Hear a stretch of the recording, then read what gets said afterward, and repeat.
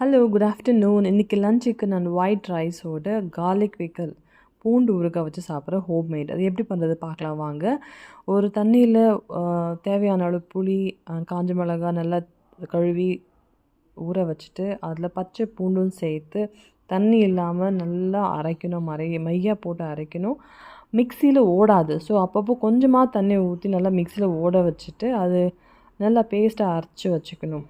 ஒரு கடாயில் தேவையான அளவுக்கு ஆயில் ஊற்றி கொஞ்சமாக பச்சை பூண்டை நசுக்கி அந்த கடாயிலே எவ்வளோ ஊற்றணுமோ அந்த எண்ணெயில் பச்சை பூண்டை போட்டு ப்ரௌனாக வதக்கணும். வதங்கின பிறகு அந்த பேஸ்ட்டும் போட்டு Kashmiri chilli, salt and jaggery இது மூணுமே போட்டு நல்லா வதக்கணும்.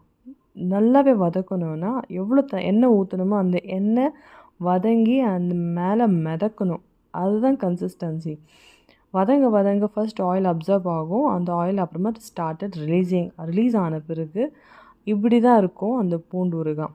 இதை நல்லா ஆற வச்சு ஒரு டைட் கண்டெய்னர் போட்டு மூடி போட்டோம்னா you can have it for idli, dosa, chapati and steam rice. நான் ஸ்டீம் ரைஸை வச்சு அந்த கார்லிக் பூண்டோட மெயின் டிஷ்ஷாகவே சாப்பிட்டுருக்குறேன்.